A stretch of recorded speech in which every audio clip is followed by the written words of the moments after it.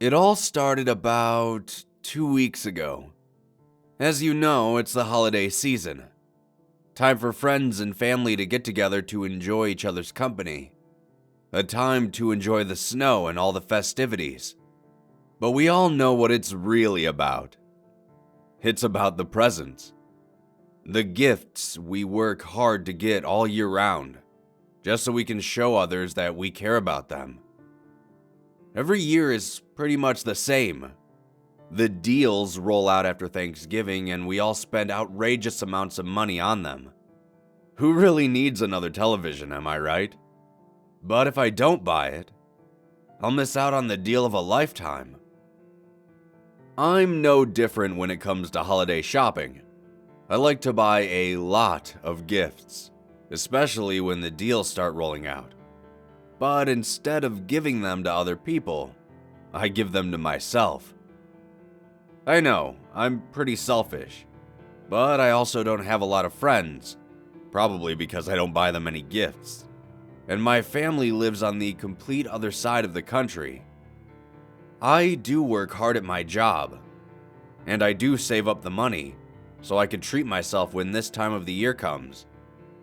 Most people just buy what they want whenever they want, but I like to wait. I tried to hold off on major upgrades as long as I can, then buy everything I need when I could save 50% or more. Right after Thanksgiving, I began my usual spending spree. I bought a new television, a new game console, and some other much-needed amenities for the house, and it wasn't long until the packages began arriving. One day I was awoken to my doorbell ringing loudly. When I groggily looked at my phone, I saw that it was 7 a.m. I groaned and cursed whoever it was that had woken me up. Not only was it incredibly early, but it was also my day off. I dragged my body out of bed and made my way over to my door. It was only then that I thought how odd it was that someone would be ringing my doorbell this early in the morning. But thought maybe the delivery guy had just got an early start, and I was the first place on his route. I opened the door and saw a small brown box. Upon first glance, it appeared to be the box containing my game console. My disgruntled attitude diminished somewhat as it was replaced by my eagerness to play it. I tried to look around for the delivery guy, but he was nowhere to be found. Typical, I thought. They always leave the box, knock once, and sprint back to their trucks. I quickly pushed the thought out of my mind and lifted the box. Though when I did, I was a bit taken aback by how light the box was. This confused me somewhat because if it wasn't my console, then I'm not sure what it could be. I attempted to locate the label so I could identify what it contained, but there was nothing. It was just a plain brown box. I brought the box inside and set it on my counter. I then decided I'd take a closer look after I showered and got ready for the day. Once I was all clean and dressed, I poured a cup of coffee, then grabbed the box. When I lifted it, I could hear something rattle inside. Unsure, I set the box on the table, and with a pair of scissors, I cut the tape. I peeled back the lid and dumped the box onto my table. A metallic thud sounded as I stared in disbelief at what had made the sound.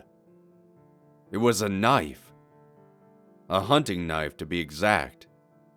It appeared to be rusted and had a deep red color stained on the blade itself. I immediately stood up from my chair and called the police. When they arrived, I told them that I had received this package in the mail, and that this knife was inside. The two officers they had sent both took my statement and took the knife for forensic testing.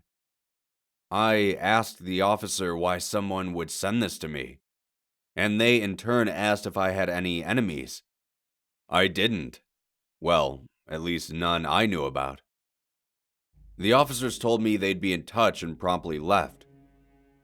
I was left alone, confused and worried. I thought maybe it was just a prank. Some kid took a knife, threw it in a box, and left it at a stranger's door. Ha ha ha. I spent the rest of the day doing chores around the house. just trying to take my mind off of the events that took place this morning. Eventually, my day turned into night, and I settled down to sleep. The next morning, I was awoken to my doorbell again. My eyes shot open and I looked at my phone. 7 a.m. on the dot. I dashed out of my bed and ran to my front door. But before I opened it, I hesitated. What if there was some crazed person on the other side and they attacked me? After a couple of minutes, I slowly opened the door. There was once again no one to be found. But there was now a new box sitting on my doorstep. The box looked identical to the previous one. I grabbed it and opened it on the spot. When I looked inside, I saw a pair of black leather gloves. I set the box down in my living room and called the police once again. The same 2 officers from before showed up at my door not long after I called. I told them that I had received another package, and they once again took the gloves as well as the box for examination. They did tell me that the knife had been tested, and that they couldn't find any fingerprints on it. However, the DNA off the blade was still being looked into. They told me if this ever happened again, to not touch the box but to call them promptly. They also told me that they would be sending a patrol car to watch my block during the early morning hours. Even though it wasn't much, the thought of a cop being nearby brought me some comfort. They left and I got ready for work. After a long day, I finally made it home. I dreaded pulling into my driveway, expecting to see yet another package waiting for me. But there wasn't. I sighed heavily and went inside. The next morning, my alarm woke me up at 9 a.m. Being awoken to my alarm instead of my doorbell was a much welcome relief.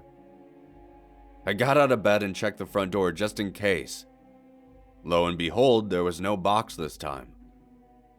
The patrolling officer knocked on my door about an hour later and nearly gave me a heart attack. When I answered, he was just inquiring if everything was all right. I told him that I hadn't seen or heard anything, and thanked him. The rest of the week was uneventful. There were no more waking up to my doorbell and no more boxes left at my door. That was until a couple days ago. My eyes cracked open as my doorbell woke me up. I checked the clock on my phone. 5 a.m. I could feel a sense of dread building in my chest. I walked over to the window next to my door and scanned around. The sun had just started rising, but it was still quite dark outside.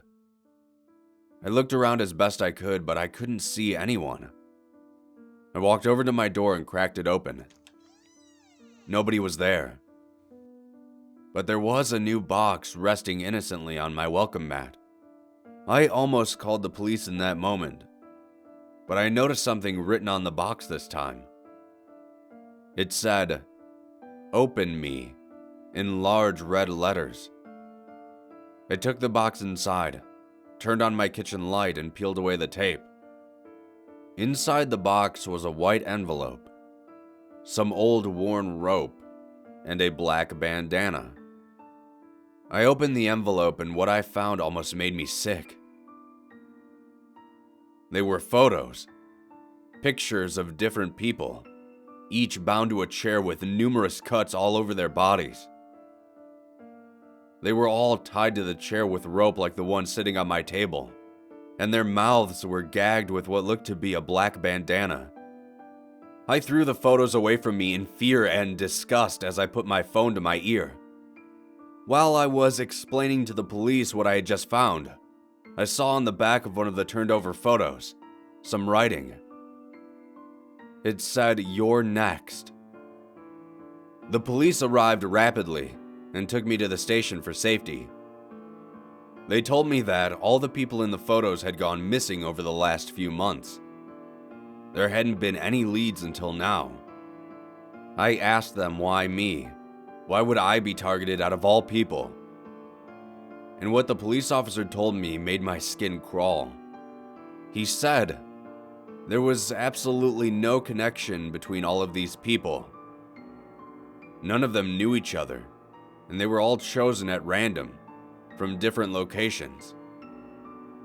However, there were some similarities about us. We were all loners for the most part. We all had very few friends, if any, and we all rarely visited our families. The police have me in protective custody at the moment, but somehow that isn't making me feel any safer. I don't know what to do. I've never hurt anyone. I just hope they catch the guy before he catches me. If any of you find a random box at your front door and you live alone, be careful. You could very well be the next victim. Well, the next one after me, that is.